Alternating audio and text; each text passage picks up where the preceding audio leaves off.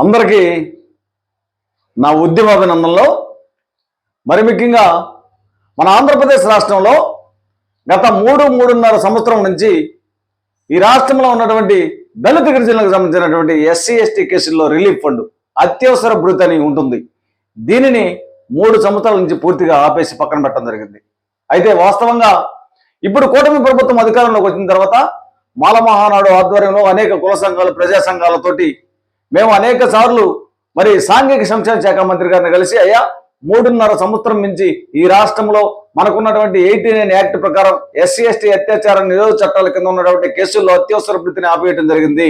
కాబట్టి దీన్ని వెంటనే రిలీజ్ చేయాలని చెప్పి అనేక సార్లు విన్నత పత్రాలను సమర్పిస్తే ఎట్టకేలకు మరి ఈ రాష్ట్రంలో సుమారుగా 90 కోట్ల రూపాయలు ఎస్సీ ఎస్టీ రిలీఫ్ ఫండ్ నిధులు ఉంటే పెండింగ్లో వీటిలో సగం పైగా మరి మంత్రి గారి చొరవతోటి విడుదల చేయడం జరిగింది. అయితే వాస్తవంగా ఏదైనా 89 యాక్ట్ ప్రకారం ఒక స్టేషన్ హౌస్ ఆఫీసరు ఎఫ్ఐఆర్ కట్టి ఈ ఎఫ్ఐఆర్ను సంబంధిత డిఎస్పీ గారికి విచారణకు పంపడం జరుగుతుంది. అయితే ఎఫ్ఐఆర్ స్టేజీలో ప్రభుత్వము మాకున్నటువంటి చట్ట ప్రకారం ఈ యొక్క ఎస్సీ ఎస్టీ అత్యాచార నిరోధక చట్టం కింద కేసులో ఎఫ్ఐఆర్ స్టేజీలో మాకు రిలీఫ్ ఫండ్ అత్యవసర రిలీఫ్ ఫండ్ను 50,000 రూపాయలు ఎఫ్ఐఆర్ స్టేజీలో ఇస్తారు.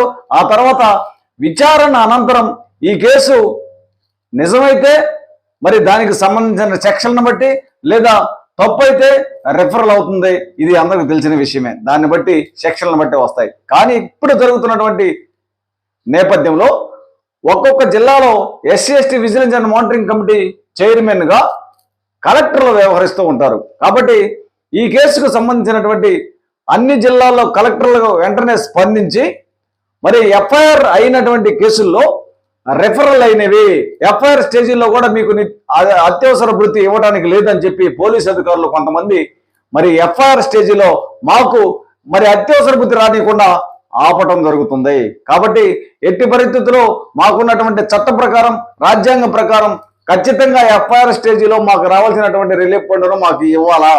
మరి విచారణ అనంతరం అది ట్రూ అయితే ట్రూ లేదా ఫాల్స్ అయితే ఫాల్స్గా డిఎస్పీ అనే అధికారి తేలుస్తాడు. కాబట్టి ఖచ్చితంగా అన్ని జిల్లాల్లో ఉన్నటువంటి కలెక్టర్లకు మరి హోంమంత్రి గారు సాంఘిక సంక్షేమ శాఖ మంత్రి మరి ఎస్సీ ఎస్టీ కమిషన్ చైర్మన్ వెంటనే స్పందించి ఎఫ్ఐఆర్ స్టేజీలో రిలీఫ్ ఫండ్ను విడుదల చేసే విధంగా మరి పోలీసు అధికారులకు ఇన్స్ట్రక్షన్స్ ఇవ్వాలని ఆంధ్రప్రదేశ్ రాష్ట్ర మాల మహానాడు తరపున తెలియజేస్తుంది.